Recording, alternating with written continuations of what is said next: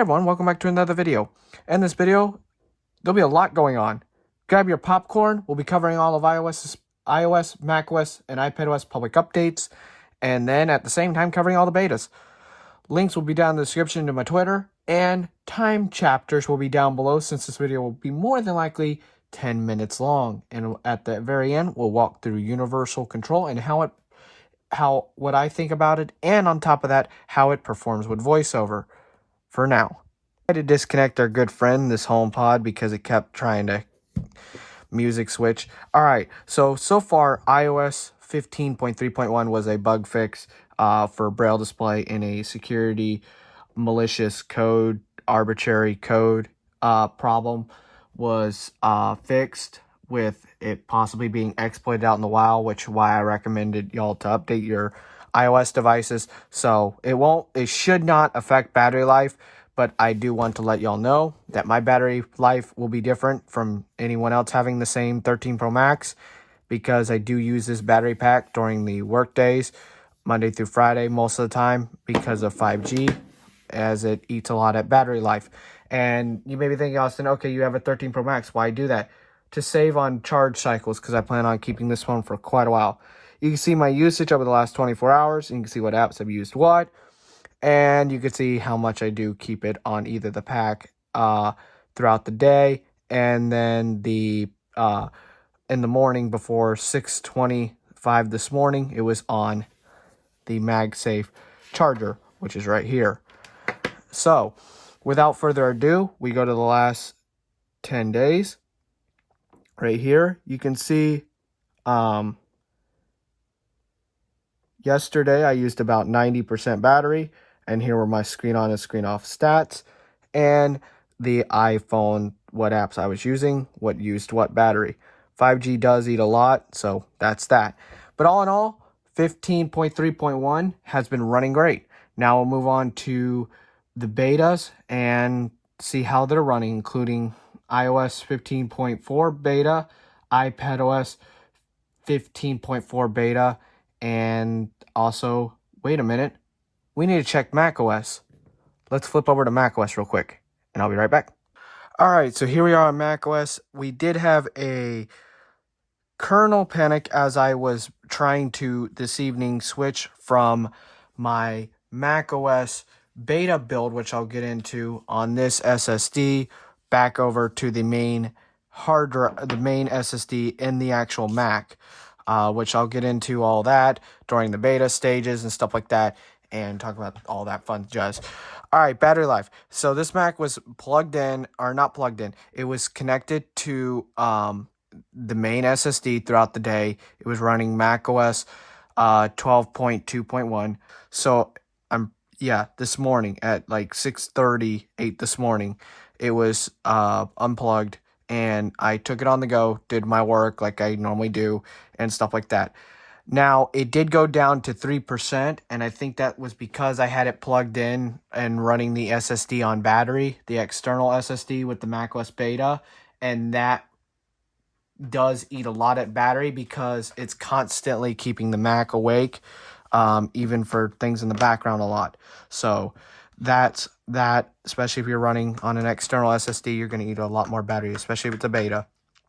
But my battery health, speaking of battery, when I did that stream, when we did that stream about the Samsung Unpacked, iOS 15.4 bugs, and more, my battery health immediately after went from 100% to 99%, and then when macOS 12.2.1 came out, it went down to, let's see what it's at now. Mac batteries, like maximum capacity, 98%. 98%. So after about 6 months and 2 weeks of having this MacBook Air, doing all the tech channel editings, ProRes for an entire 2.5 to 3 months, and the Mac gets pretty hot. And considering where I live in Florida, I do live in the northern part of the state, so we do get a cool climate during the winter, sometimes freezing, and that Mac does not like that cold. I can tell you that now. I don't think it likes it because it does drain battery, and it gets pretty cool in my studio here. It can get down to about 65, and with this aluminum body, it just doesn't end well. But if we pay attention, if we move out of battery, and go to Diagnostic Reporter here. Your computer was restarted because of a problem. Click report to see more detailed information and send a report to Apple. Ignore button. Report default button. I will submit that. So there we go. They definitely look at that feedback. So if you do get a kernel panic or stuff like that, it's best to submit it to Apple. But all in all, the battery life has been really good. Performance was, it's been great. I can't complain and stuff like that. Usage history. So as y'all can see here in usage history a little bit, you can see the usage history graph at my battery and how I don't use this Mac a lot, but when I do use it, it's pretty stable with the battery life and stuff like that. And, I was not using it over here about, this afternoon, and here I was on the SSD. So that's why it thinks, okay, there's a sudden drop at the very end, or is showing that it's fully charged all this time. No, it's just I was on the external SSD getting everything set up to show y'all the new review service, stuff like that. The new last 10 days. You can see when I use this Mac heavily on the main volume and when I don't, and you can see all the battery life. I do keep this thing connected to charger a lot, so that's, that fun stuff. And yeah, this is pretty good for battery life for my Mac. 98% battery health after 6 months and 2 weeks. I honestly can't really complain. So, macOS 12.2.1 pass, iOS 15.3.1 pass, all with the green check mark. So 15.4, there was a issue where 15.4, where if you restored via an IPSW file on the Mac, it would, my Mac especially, it might be doing it with other people, where if you restored, it would cause a nice lovely bug where you either lose your messages or you would lose contacts. Now, the way to fix that is to restore from a backup. You can stay on 15.4, reinstall the IPSW file, and then through like a restore. And then after that, you want to download all your data from when you had a backup from 15.3. It let me do it. So you can't download a backup from 15.4 when you're on 15.3, but you can go the other way around. So that is cool. I got all my data back. There's your workaround. Now I'll look at battery life. I do not use this phone on a daily basis. As y'all can see, there is no SIM card, but I can report that battery life on standby is still a little bit rough, but when I do use it, watching YouTube or browsing social media with this phone and using this as a secondary iPhone, it handles things perfectly well for having 96% battery health on, in settings. And we'll check all that out. Here's the last 24 hours. I was not really home that much, and so you can see I was not able to use this phone that much. So you can see February, you can see I believe that's the 11th. You see how much screen on time I got, how much screen off time I got, and I used about 70% of my battery. And then on the February 10th, or no, this is the 9th, I'm pretty sure. You can see how much I've used and stuff like that. So all in all, it is performing way better than 15.4 beta 1. The notification bug I want to announce is fixed. Voiceover on. What shortcuts? Yesterday, 23. Battery level rose above 75%. Running your automation button. It is now officially fixed. So if you're running 15.4 beta 1 or 15.3.1 and you want to dip your feet in the water, make sure you do a backup.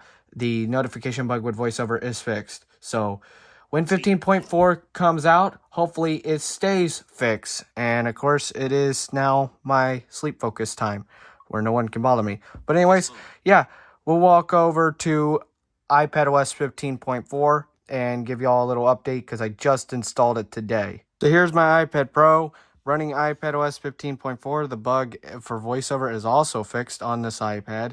And I was trying out universal control, which I'll have to set up the studio and do a demonstration of that. Battery life It's too early to tell. Oh, because of the feedback app. Feedback, I don't like how you do that. You should have just went into the app library, but whatever. Regardless of the fact, it so far has been performing pretty good. I can't honestly complain. I've been running it since, for about 5 hours, as I wanted to try out Universal Control before I started filming, but I'll have to give you all a future update. And if it is performing anything like iOS on this iPhone 11, it's going to perform well. It's not going to have that many bugs unless you're goofing around and doing restore of an IPSW file or updating via IPSW file. If you're doing an update via that, you will lose data. And the iPad Pro 3rd generation 11-inch cannot get updated via IPSW file, and the same for the 12.9-inch iPad Pro from 2021 5th gen. So yeah, you can update via IPSW. And now we get on to macOS Monterey 12.3 beta 2, because I didn't run beta 1.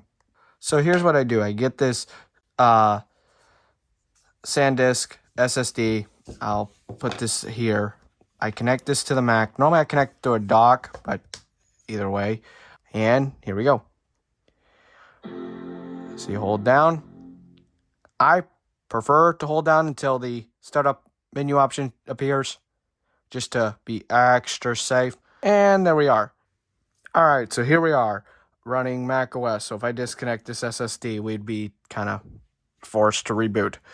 The beta has been running pretty good. Like I said, it's on an external drive, so battery life I can't really judge, but it was running it the whole afternoon, and from about, I want to say, roughly 4 p.m. to 10 p.m. it went from about 85% battery to 3%, which is not good, but hey, it's on an external SSD connected to a dock, which was running my hard drive too. So we'll be trying out Universal Control. I'll have to work, around this studio and actually get a whole setup going, because we're going to have to jerry-rig this thing, and this is going to be fun, because this studio is not really designed to have an iPad Pro and the Mac in the same backdrop setup. So give me a moment to set that up, and we'll be messing around with Universal Control.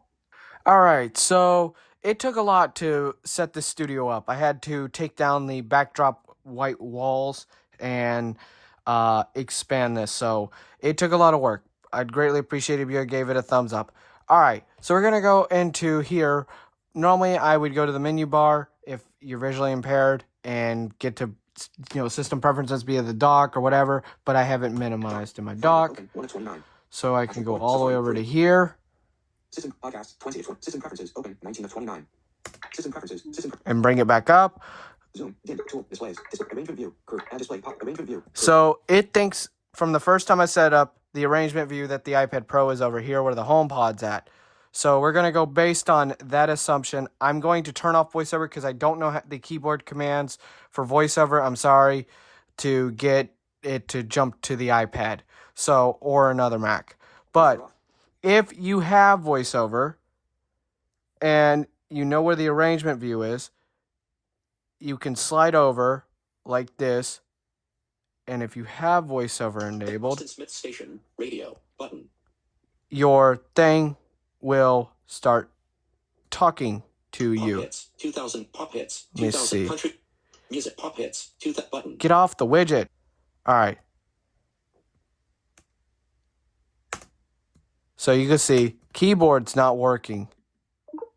Batteries widget. Austin's iPad 56% 62.20. And now it's working. You see, it has to do something weird, and now the keyboard's working. New shortcut 5. Insert 1. Fake camera. App Store. Camera. App Store. So as you can see, I can control my iPad Pro from my Mac. And I really think that's cool. So we're going to go home. App Store. And, Today. Edit today. App library. Photo. Sunrises at 7. And go all the way over to here. Wednesday. And it's really responsive. Messenger. Looking at here, you can go through all the widgets. Wednesday, Tuesday, Sunday, hourly forecast. Daily forecast. the weather. Monday, sunny. Tuesday, Wednesday, Thursday. It's as responsive as macOS. So once it works, it's very responsive. It's just I don't know how to do it with the keyboard commands with VoiceOver as of now. I'm working on that demonstration. I'm going to get it out of this, and of course we know about Sidecar, which is nice, and I'll show you how it works with the menu options now with Sidecar, if you do use Sidecar. Alright, so something weird happened. I actually had to press down to click on the trackpad once I got the cursor back over to my Mac to stop controlling the iPad Pro. But I do like this. System preferences display. If we go into here, Night shift. Add display pop-up button. Arrangement view. Group. go into the arrangement group, iPad. Image. Austin MacBook Air. Austin's iPad. and then I do this. Image inside of the group. To the menu. 4 items. Mouse down 1. Checkmark. Link keyboard and mouse. Extended mirror display. And then you can do the Austin's iPad. Music. Space with system preferences. Batteries. Sidecar. Display area. and then of course now you have the Sidecar feature and stuff like that. So they cleaned it up. So I was wondering how you were going to navigate to Sidecar and do it. That's Apple's universal control with VoiceOver. It's a little bit buggy right now, and I've dragged files over. I dragged 25 gigs over. It took a little while. It took a little bit longer than AirDrop, and that could have been my network doing that. So I'll be doing further rigorous testing and checking things out over the next few weeks and stuff like that, and giving y'all updates either via the live streams or via tech videos. So anyways, I'm going to wrap up this video and give you all my final thoughts on all this beta software. So this beta has been performing well. 15.4 has been performing well. It's got a yellow check mark for betas and not recommended for anyone to download unless you have a computer to restore if something goes wrong. And the same for iPadOS, which is still being used as the Sidecar, even though it was sitting on the other side of the studio, chilling like a sweet victim. Move that to over there. And all that fun jazz. The iPhone 13 Pro Max is being used to record right now, and that's running good on 15.3.1. So macOS 12.2.1, pass. iOS 15.3.1, pass. iPadOS 15.3.1 on the iPad Mini 4, pass. And yeah, all in all, thank you all so much for watching. Let me know what your honest feedback about this update, these videos, and let me know if you want me to do more macOS testing and stuff like that, or just stick to iOS. And I will see y'all in another video. Peace.